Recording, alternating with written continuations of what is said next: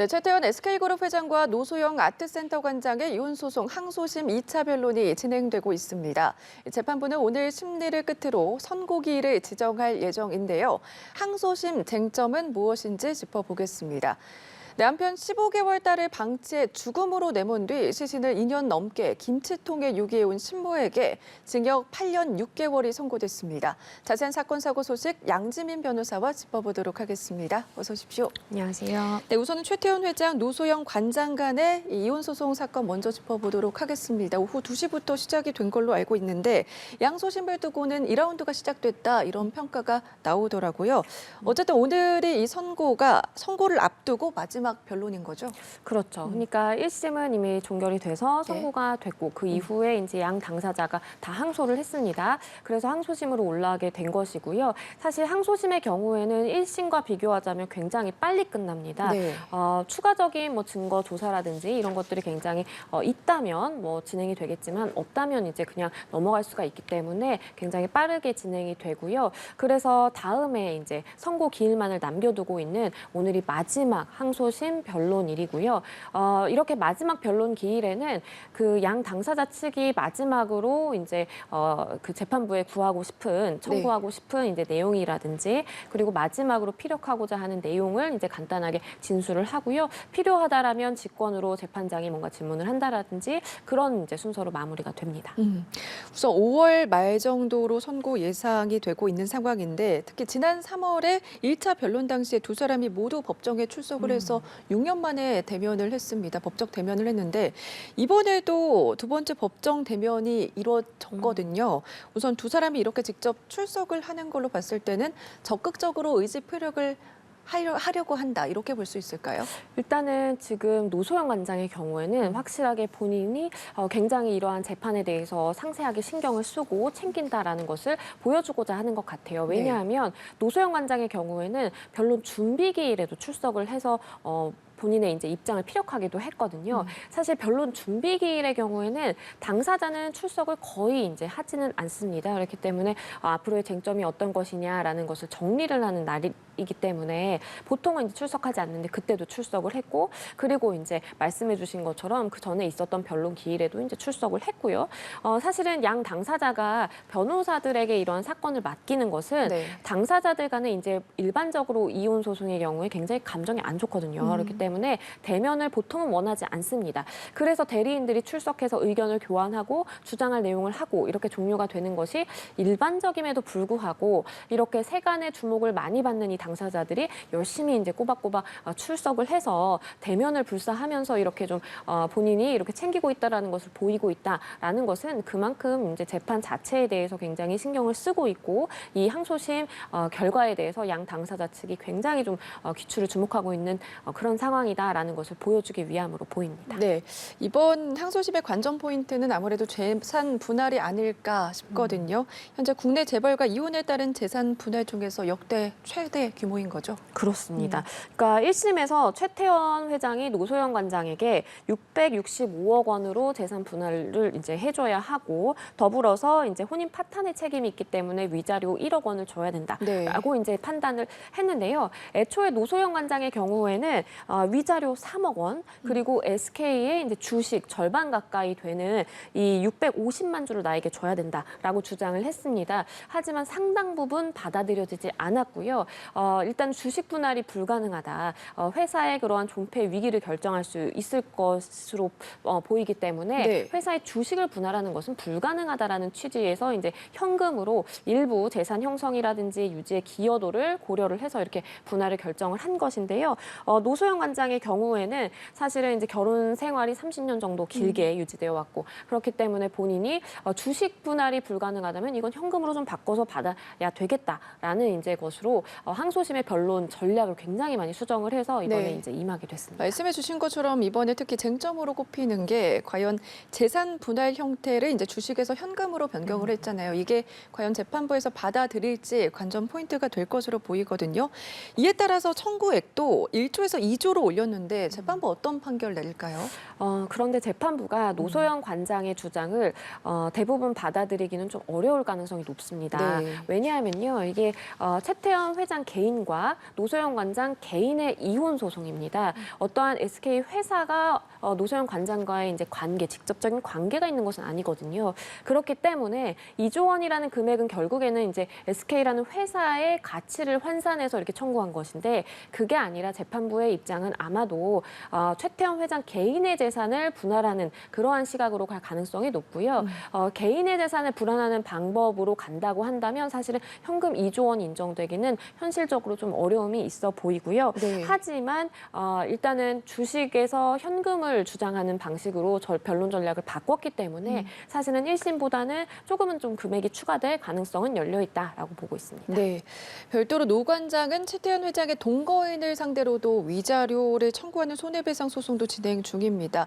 항소심 선고가 과연 이 상황에서도 어떤 영향을 미칠지 궁금하거든요. 일단은 노소영 관장은 이 최태원 회장의 동거인은 결국에는 두 사람이 이렇게 동거를 하게 되는 상황, 만남을 지속하는 상황으로 인해서 최태원 회장과 노소영 관장의 이제 결혼 생활 파탄이 났기 때문에 네. 그러한 것의 책임으로서 이제 위자료 30억 원을 주장을 하고 있는 상황인데요. 만약에 이제 항소심에서도 1심에서도 물론 최태원 회장의 이런 책임이 있기 때문에 위자료 1억 원이 책정이 됐지만 항소심에서도 마찬가지로 최태원 회장이 이렇게 동거인과 만나는 과정에서 민사상의 불법 행위를 저지르게 된 것으로 추정할 수 있고 그렇게 이제 인정이 된다면 역시나 이러한 이 동거인을 상대로 한 위자료 소송에서도 그러한 불법 행위는 그대로 유지가 돼서 인정될 가능성이 높고요. 네. 다만 문제는 이제 액수겠죠. 액수가 우리나라 민사 법원의 경우에는 이 최태원 회장이 노소영 관장에게 1심에서 이제 1억 원을 지급하라라고 한 것도 굉장히 많은 액수가 인정이 된 것이거든요. 일반적으로 뭐 수천만 원의 위자료가 인정되면 굉장히 많이 인정됐다라고 하는 추세이기 때문에 사실은 이렇게 30억 원이라는 거액의 위자료가 인정되기는 현실적으로 조금 어렵겠지만 일단은 이번 항소심 결과에서 불법 행위가 좀 인정이 된다면 그렇다라고 한다면 그 동거인을 상대로 해서 손해배상 청구를 하는 것도 인용될 가능성이 높습니다. 네. 이런 가운데 노소영 관장으로서는 악재와 같은 일이 또 벌어졌습니다. 이혼 소송 중에 측근이었던 비서에게 사실상 배신을 당했는데 이 비서는 지금 구속이 된 상황이죠. 어떤 혐의를 받고 있습니까? 네, 노소영 관장 곁에서 한 6년 정도를 비서로 일했던 이 비서가 결국 구속이 됐는데요. 어떤 네. 혐의냐면요. 노소영 관장 옆에서 꾸준히 이제 비서 역할로 일을 하게 되면서 노소영 관장의 개인 자금 26억 원가량을 빼돌린 혐의를 받고 있습니다. 굉장히 장기간에 걸쳐서 이 범행이 이루어졌고요. 노소영 관장을 사칭을 한다라든지 명의를 도용한다라든지 이런 형식으로 이제 금액을 빼돌리기도 했고 그리고 이제 회사에 써야 되는 회사의 이제 업무 추진비라든지 이런 것들을 개인적인 용도로 본인의 개인 계좌로 이체를 한다라든지 이런 수법을 사용해서 지속적으로 빼돌렸습니다. 네, 수법이 말씀해 주신 것처럼 굉장히 대범한데 이게 빼돌린 규모가 26억 원에 달하잖아요. 이 정도면 어떤 처벌 예상해 볼 수 있을까요? 일단 지금 이 비서가 받고 있는 혐의는요. 네. 특경법상의 이제 사기죄. 왜냐하면 사실은 그 회사 자금을 회사에 맞게 사용해야 됨에도 불구하고 다른 사람들을 속여서 어떠한 이익을 편취를 했고 결국에는 노소영 관장을 속인 겁니다. 그렇기 때문에 이제 사기죄가 성립을 할 수 있는 것이고 그리고 더불어서 사문서 위조의 혐의도 받고 있습니다. 어쨌든 노소영 관장을 사칭을 하려면 어떠한 문서를 위조를 해서 대출까지 받았거든요. 그렇다라고 한다면 사실은 이제 대출을 받는 그 기관을 이제 속인 것도 있고요. 그렇게 이제 그렇게 이제 추정을 해보자라고 한다면 26억 원의 금액은 상당히 거액의 사실은 사기죄라고 보더라도 거액에 속하는 수준입니다. 그렇기 때문에 실형 선고 당연하다라고 보이고요. 일반적으로 5년 이상의 사기의 경우에는 가중처벌을 받기 때문에 이 비서의 경우에도 굉장히 좀 엄중한 처벌 받게 될 것으로 보입니다. 네, 알겠습니다. 어떤 결과가 나올지는 좀 지켜봐야 할 것 같고요. 저희는 다음 사건으로 좀 넘어가 보겠습니다. 15개월 딸을 방치해서 죽음으로 내몬 친모 사건인데요. 15개월이면 이제 엄마 아빠 그렇죠. 얘기도 할 수 있는 개월수 아니겠습니까? 죽음으로 내몬 것도 모자라서 신신을 2년 동안 유기를 했다면서요. 네, 이 아이가 사망한 시점은 2020년 1월 6일로 추정이 되고 있습니다. 네. 15개월 정도 된 딸이 사실은 굉장히 유기가 되고 그리고 학대를 받은 상황에서 사망을 하게 된 겁니다. 그런데 이 부모들의 대처가 굉장히 황당한 겁니다. 겁니다. 이 아이의 시신을 여기저기로 옮기면서 계속해서 이제 은닉을 했고요. 그러다가는 결국에는 남편이 아이가 사망했을 당시에는 사실은 이제 수감 중인 상황이었는데 네. 남편이 나와서는 두 사람이 이제 김치통에 숨기자라고 해서 아이의 시신을 사실은 사체 은닉을 한 것이죠. 그렇게 지속을 해오다가 결국에는 발각이 된 것이고요. 일단은 받고 있는 혐의는 아동학대처벌법상의 아동학대 치사죄. 그런데 만약에 살인의 고의가 있었다라고 한다면 사실 죄명의 경우에는 추후에라도 조금 바뀔 가능성이 있는 것인데 일단은 치사로 지금 보고 있는 상황으로 보이고요. 그리고 사체 은닉을 한 혐의 이렇게 받고 있습니다. 네, 이 친모에게 1심에서는 징역 7년 6개월을 선고를 했는데 2심에서는 더 늘어났거든요. 징역 8년 6개월로 형량이 좀 더 늘어났습니다. 보편적으로 봤을 때는 1심보다는 2심에서 조금 더 그렇죠. 줄어들기 마련인데 뭐 어떻게 좀 배경 보십니까? 일단 항소심 재판부는요, 이 두 사람의 범죄에 대해서 이 죄질을 굉장히 나쁘게 봤습니다. 네. 사실은 이제 딸이 사망을 한 것도 굉장히 충격적인 일일 것이고 더불어서 정말 김치통에 이렇게 유기를 해서 은닉을 한 그런 상황이라면 이미 다 이것이 드러난 이후라면 본인의 잘못에 대해서 뭔가 뉘우친다라든지 정말 이제 후회를 한다라든지 이런 이제 입장을 보이는 것이 아니라 수사 단계에서도 수사기관에 대해서 끊임없는 거짓말과 허위 사실을 이야기를 하면서 속여왔거든요.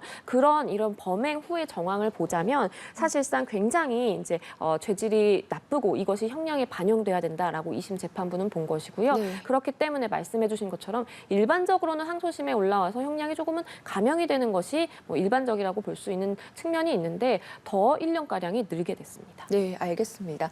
다음 사건, 마지막 사건도 좀 짚어보겠습니다. 마약 범죄가 갈수록 심각해지고 또 교묘해지고 있는 상황인데 이번엔 한 화물선에서 마약이 대량으로 발견이 되는 사건이 발생했습니다. 규모가 굉장히 크더라고요. 이게 화물선 밑바닥에서 발견이 됐다면서요? 네, 이 화물선이 이제 그 따개비가 이렇게 번식을 할 수가 있기 때문에 네. 주기적으로 주기적으로 따개비를 제거해주는 이제 작업을 해야 됩니다. 그런데 이제 잠수부가 들어가서 수면 밑바닥을 보다 보니까 수상한 가방이 붙어 있는 겁니다. 그래서 이게 뭐지라고 보다 보니까 약물 검사를 했더니 코카인 양성 반응이 나온 거죠. 이거를 쭉 이제 무게를 달아보니까 코카인 8kg 정도라고 하고요. 이것이 약 93만 명이 투약할 수 있는 투약분이라고 하고요. 시가로는 140억 원이 넘는다고 합니다. 일단은 울산 온산항에 정박을 한 그러니까 멕시코에서부터 출발해 온 이 화물선에서 밑바닥에서 이것이 발견이 된 것이고요. 일단은 한국으로 이러한 밀반입을 시도를 한 것이 아니라 네. 한국에 경유를 하고 최종 목적지는 다른 곳에 있을 것이다라고 지금 수사기관은 보고 있는 상황입니다. 네, 대구지법에서는 어쨌든 미국 마약 단속국과 공조를 해서 수사하고 있다라고 밝혔거든요. 공조 수사를 진행하게 된 이유는 무엇일까요? 왜냐하면 과거에도 사실 비슷한 사례가 있었거든요. 이번 1월에도 그렇고 지난해에도 그렇고 부산에 정박 중인 이 화물선에서 이러한 이제 마약류에 해당하는 약물이 발견된 적이 있습니다. 그런데 모두 다 한국으로 밀수하기 위함이 아니고 한국을 경유해서 나가기 위함이었던 겁니다. 그리고 아니면 은닉하기 위해서 이제 그런 것이었기 때문에 마찬가지의 수법으로 이러한 약물 반입이 들어왔을 것이다라고 지금 수사기관은 보고 있기 때문에 네. 아마도 이것은 미국 마약 단속국에서 지금 혐의에 두고 있는 어떠한 범죄 조직이라든지 그런 것과 연관성이 있을 수 있겠다라고 판단을 해서 지금 공조 수사를 하고 있는 상황입니다. 네, 알겠습니다. 사건 사고 소식 오늘 여기까지 짚어보겠습니다. 지금까지 양지민 변호사와 함께했습니다. 고맙습니다. 감사합니다.